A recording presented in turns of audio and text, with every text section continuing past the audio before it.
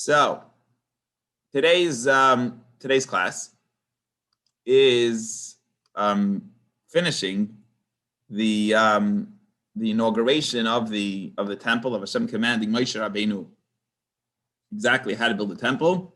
Today we're just going to do the Friday section, and then we'll have to do the Shabbos section on Sunday. Sometimes they do Shabbos and Friday together, but today we're going to do just the Friday section. It's actually very interesting because the Tanya and Chumash literally connect one to each other today. So you'll see how it flows. Literally same topic. Very, very interesting. So he talks about, actually there's a lot of significance to today's class. So there's a very important message. Let me share the message first, and then I'll jump into the Chumash. There's a very interesting question in the Talmud about what is the most important verse in the whole Torah, right? And we're learning so much. If someone asks you the question, of all the verses you learn so many verses, which verse is the most important verse in the whole Torah? So there's a lot, and the Talmud has a lot of options. It says Shema Yisrael, and it says maybe I'm God, your God, right? Maybe the first verse of the Torah, Bereshis bara Elokim, in the beginning, God created heaven and earth, right? The first of the 10 commandments is the prayer of Shema. What verse would you pick? An interesting question, and the Talmud has the question. And then one opinion says the first verse we're going to learn in today's class is the most important verse in the whole Torah. And what is that verse? And you'll wonder that it doesn't seem significant at all. It says you should bring one animal in the morning and one animal in the afternoon as a sacrifice. And that is the most important verse in the whole Torah. And of course, the commentaries and the questions, they all discuss this. Why is this the most important verse? I mean, more than Shema. And he says something very powerful, very interesting. And he says that the commandment in today's Chumash is that it's something that you need to do every day. We're going to see, Tamid, every day you have to bring the daily sacrifice. And he says something very powerful. A lot of times people get doses of inspiration. You go to a lecture, you go to a beautiful davening, and you get inspired. You go to a good Farbrengen, a good L'chaim, and then you get inspired. And then, after 2-3 days, eventually it weans off. But the consistency of being a Jew on a daily basis, that's the Jew. That's the key to success of being a good Jew in life, because you have to be every single day. You have to make sure to be connected to Hashem every single day. We're going to learn that in the Tanya too. We're going to see that it's the commitment. It's the more. It's literally. It says you have to learn. I guess it's copy. I just thought of this. The identical idea. In the times of the Beis Hamikdash, we would have to bring sacrifices, but we don't have a temple anymore. So what do? So he says you still need the consistency. You must learn in the morning and you must learn in the afternoon. You have to be committed times, that even if it's a little bit, but it has to be every single day. You have to make that daily, ongoing commitment every single day. So that's what we're going to learn about today. We learned about the whole Beis Hamikdash, the whole Mishkan, the whole tabernacle, how they built it. Then we learned about, the Kohanim who served in it, and the clothes of the Kohanim. And now, what was one besides the sacrifices? If you sinned or you wanted to bring a goodwill offering, there was also, besides that, a daily thing. Every single day you had to bring that sacrifice, and that was I guess the connection which you need every single day. What do we have that in today? We have that in Shul. We daven every single day. We put in our tefillin every single day. We daven Shachris every single day. We daven Mincha, corresponding to those two sacrifices. And also, I guess learning too. You have to have that connection to Hashem every single day. To have the learning, which is our class, which is literally our class. I was thinking about our, should we not do the class today because it's Purim? But the ongoing commitment, in a sense, is more important than anything else. That's what you have to do first. If you have an option to do something that's one-time thing or a daily thing, you should first do your daily commitment, and then you work on the extra stuff later on. So the verses of the two sacrifices, again, what do sacrifices represent? If you look in the commentaries, we'll do Tuesday night class full on it. But it's the animal that's within us, and we're committing it, we're sacrificing it to Hashem, we're recognizing to get rid of our animal instincts. That's something that needs to be done on a daily basis every single day. So we're going to learn about not the sacrifices of one time when they designated the tabernacle, and not the sacrifice that you brought as a gift offering, and not the sacrifices you brought as a sin offering, but every single day. And the sacrifice came from the money of all the Jewish people. Everybody gave a half a shekel.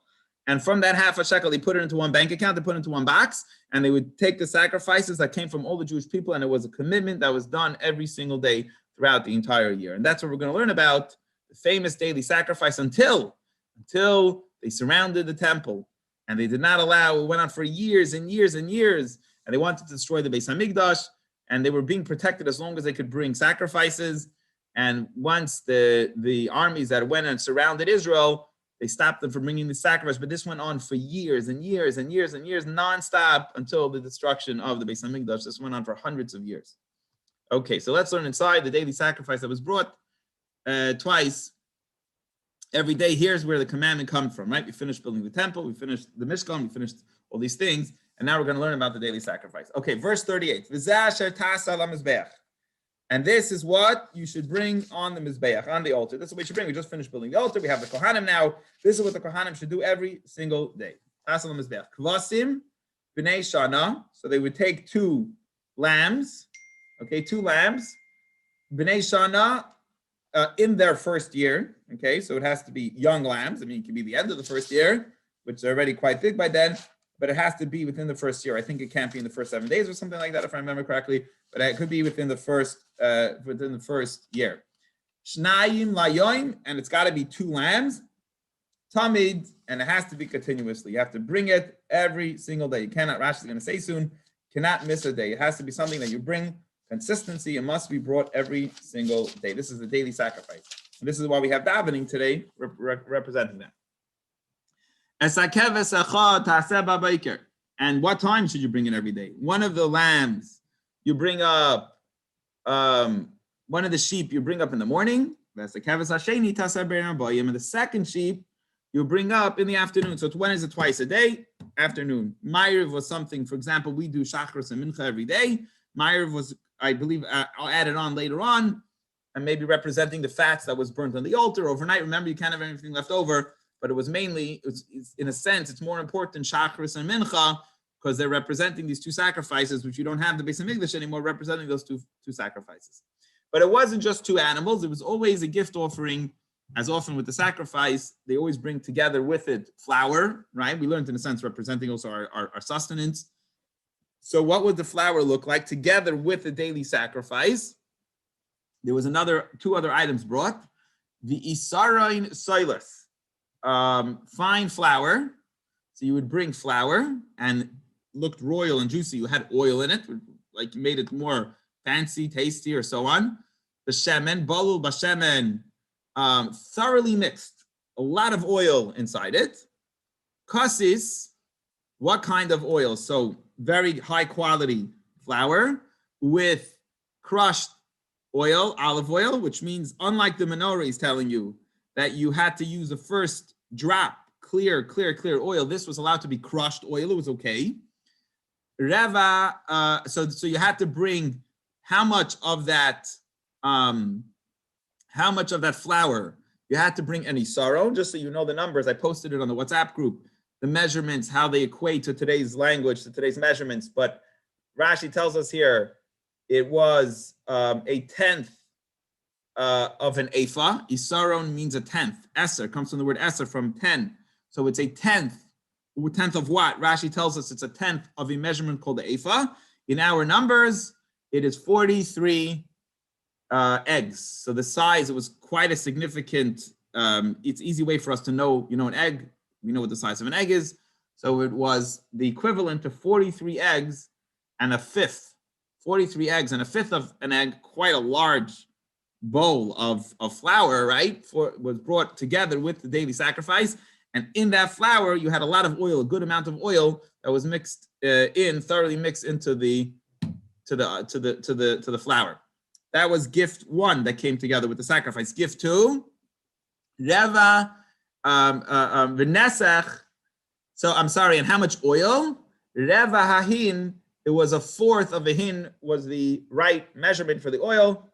And I believe Rashi says that is the equivalent to 3 lugim, which is 18 eggs. So 43, what did we say? 43 and a fifth eggs of flour, size of a flour, of fine flour, and 18 eggs size of the oil that was mixed in. So quite a large bowl, a lot of oil and a lot of flour, a huge bowl of flour with a ton of oil, 43 egg, imagine 18 egg size of oil was mixed in together with this thing. That was gift 1. Gift 2, v'nesach, you'd also do a libation. Revi sahin is also a fourth of a hin. Again, 18 eggs size of which is a large amount of wine, came along with it, like keves achad, to each of the sheep. So 43 flowers with 18 egg size volume of oil. It's one gift, and the second gift is 18 egg size of wine is supposed to be brought as a libation together with the sheep. Now, which is why wine is so hard to be kosher. Just to like jump off here, just to bring you some practical stuff, because it's very strict. They used to bring wine to idols, and we obviously only want to bring wine to Hashem. That's why, although wine is made out of grapes, and grapes are automatically kosher, we take it much more serious about wine, because wine could be used for idol worship. God forbid, it's something we use for Hashem. It's not something we use for idols. And wine has this sacred part that we use it for karbanos, for sacrifices, and therefore, as you see over here, we take wine very serious when it comes to kosher. You have to make sure no form of idolatry was used with the wine. All right, that is a little bit of interesting stuff behind the daily sacrifice, and just you're learning more about sacrifices. Again, so sacrifice went with the flour and the wine libations. Continuing right along, and the second sheep, the second lamb you take in the afternoon, it's done exactly the same way. You're going to sacrifice it in the morning, you sacrifice it in the afternoon, and also with the libations, with the gifts with it, the wine and the flour, and it should be as a pleasant offering, smell offering to Hashem. So he says that Rashi tells us something interesting about this. We keep on saying, we're already maybe the third time we had it, maybe more, about a pleasant offering to Hashem, pleasant smelling offering to Hashem, a spirit of satisfaction. And Rashi says the rule is, we always use that expression of saying it's sweet smelling, pleasant smelling to Hashem whenever it was put on the altar and it was completely consumed on the altar. So that flour offering, being that it's going to be burnt on the altar, I guess that's what they do. So besides the sacrifice being completely also burnt on the altar, the flour offering will be completely burnt on the altar, create a pleasant aroma for Hashem. And as Rashi explained elsewhere, of course, God's not enjoying the smell of burnt flour, but he's appreciating the fact that we're doing what Hashem wants and sacrificing our animal to Hashem and asking Hashem for livelihood and doing exactly what Hashem wants us to do. Now, he continues, I have to add something interesting. It's not a long chumash today, actually, but I want to share with you what would they do with the wine, okay? So I get what they did with the flour. They put the flour on the altar, and they burnt the flour on the altar together with the sacrifice. That makes sense. But what would they do with the wine? How did they sacrifice the wine? I'm telling you that there was libations and stuff, but how in the world did they have libations? So very interesting. They would take the wine, and they would pour the wine on the altar. Now, there's different opinions exactly where they would pour it, but I'm going to share with you some of the opinions, okay? Just so we know, because it's something every sacrifice had these gifts together with it. So according to the way Rashi explains it in our chumash here, there were 2 silver bowls on top of the altar, okay? There were 2 silver bowls. On the bottom of those bowls, those silver bowls, they had a hole. And the reason there were 2 is because there was another libation, not wine, which was water. They would bring that once a year on the holiday of Sukkot. With tremendous rejoicing, they would bring water, but we're not talking about that now. The main bowl, the bigger bowl, which they would use every time they would bring the daily sacrifice, was used for the wine. So they take the wine, 18 egg sizes of wine, pour it into the silver bowl. In the hole in the bottom of the bowl, the wine would pour out. And according to Rashi, the wine would then go onto the altar, onto the top of the altar, and spill over on the altar onto the floor. And that was the method of how the wine would be sanctified, would be nisachayayin. That's how the libation of wine would take place. Now, the Rambam, very interesting, brings that, no, he says a different opinion, and I think you'll see this in a lot of pictures.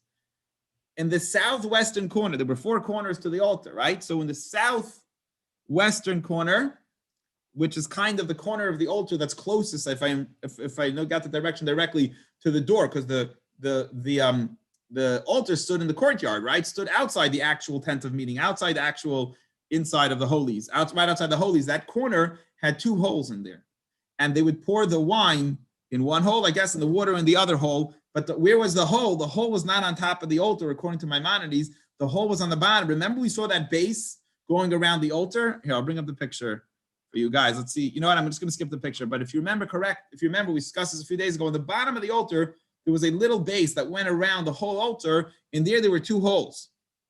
And they would pour the wine in one of those holes. And where would the wine go? So it says very interesting that there was a hole. Originally, Hashem created the world with a hole that went very deep down into the earth. And that's where the wine, the water, the wine, whatever would go. And it also says that it got filled up, and King David dug it up again, and they poured the stuff down there. It went into this really deep hole.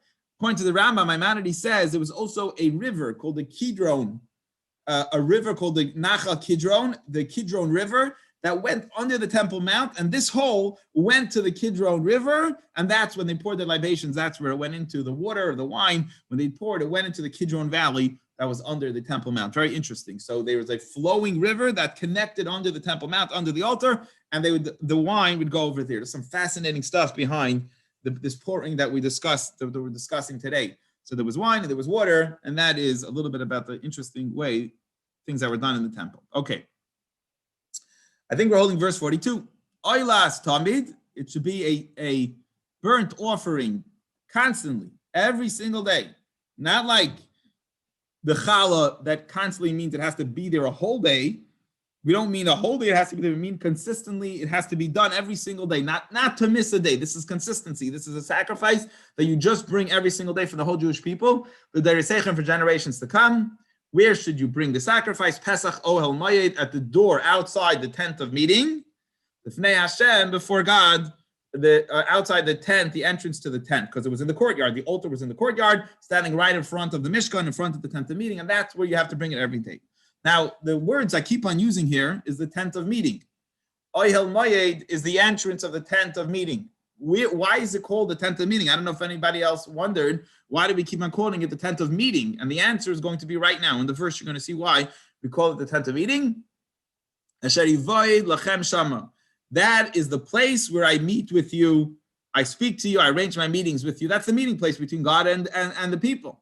The Daber Aleichem Sham, to speak to you over there. That's why it's called the tent of meeting. It's another way to call it. This is the meeting place with God. That's where we meet. That's where us, like in Starbucks, you go to have your meeting in Starbucks with somebody. Let's say you have a meeting with somebody. Hashem, not to compare, much greater, said that Rashi says it's like the king telling his servants, this is where I meet with you. So it's called the tent of meeting, because that's where God designated in the world a place where Hashem meets with the Jewish people. Very interesting.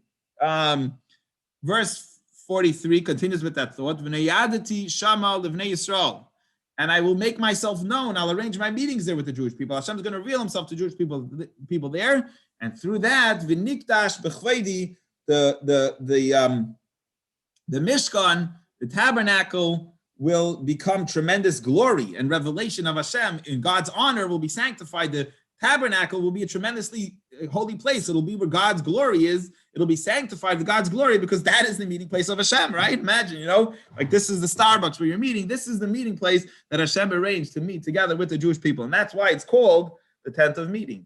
An interesting twist to these words, that we sanctified by my glory. I'm going to share a little bit of a very different interpretation now about a piece of history, which we're going to learn about in a little bit.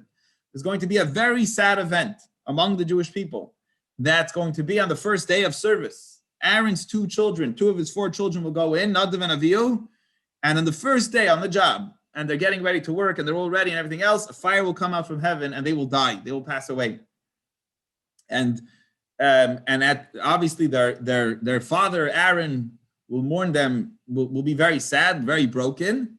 We'll learn all the details of what happens later on, but he's obviously going to be very broken, very sad.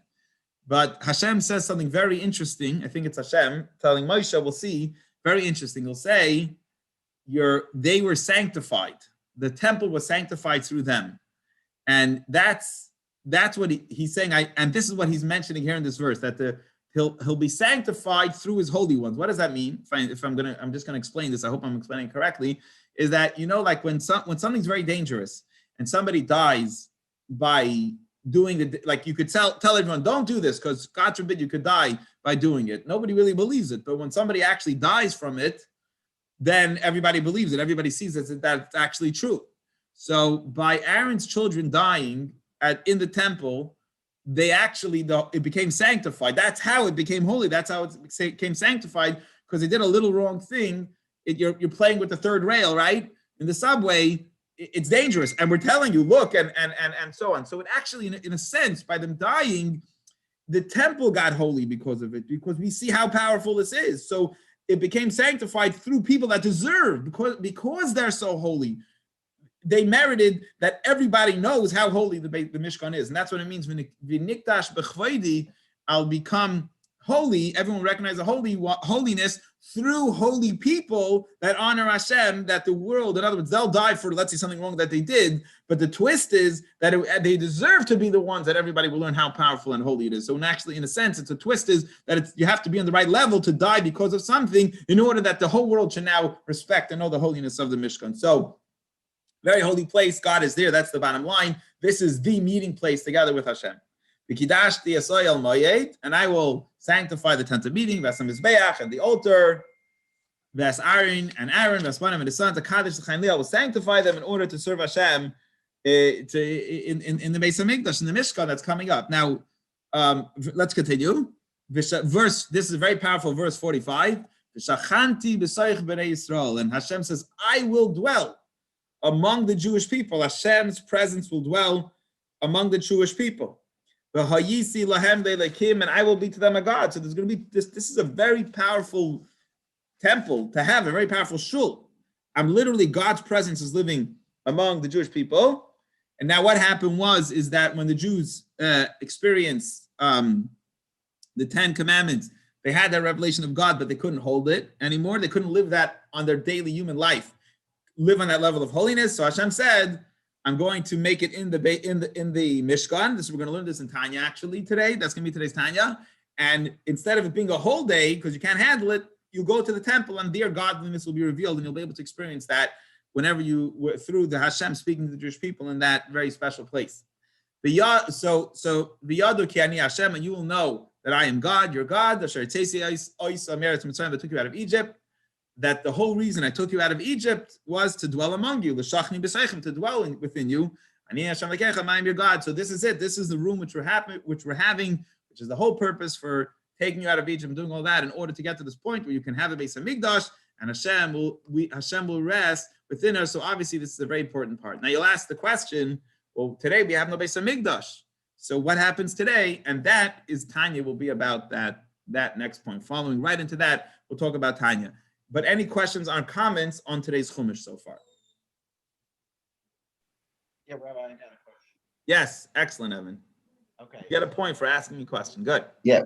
So, in the desert, where would they get the wine and the flowers from? Where would they get the wine and the flour? It's a good question. It's a good question. Very good question. I believe that merchants were traveling and passing by. There was traffic. It wasn't like the Jewish people were the only ones in the desert. So I believe I saw that before, that there was traffic and tradesmen passing through where they could purchase some of their items. Building the Mishkan for the wood was an issue because that's like tremendous beams that they needed.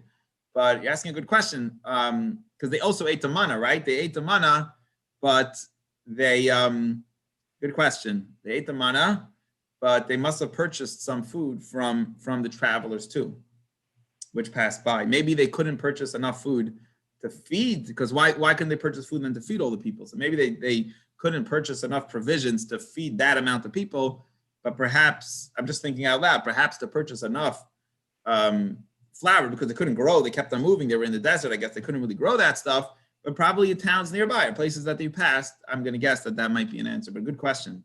I don't know the answer offhand, but I'm guessing that was a possibility. They could have sent people, or people could have gone to the local areas and purchased the flour for the Mishkan. One point I maybe forgot to mention before, I'm talking about the holes in the Kidron River that went under the mount.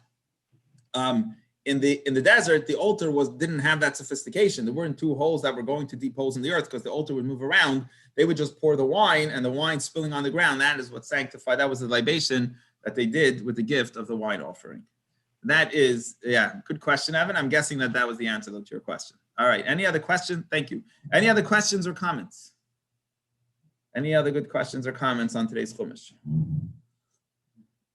No? We good? All right. We'll continue on to today's Tanya. So the question we have is,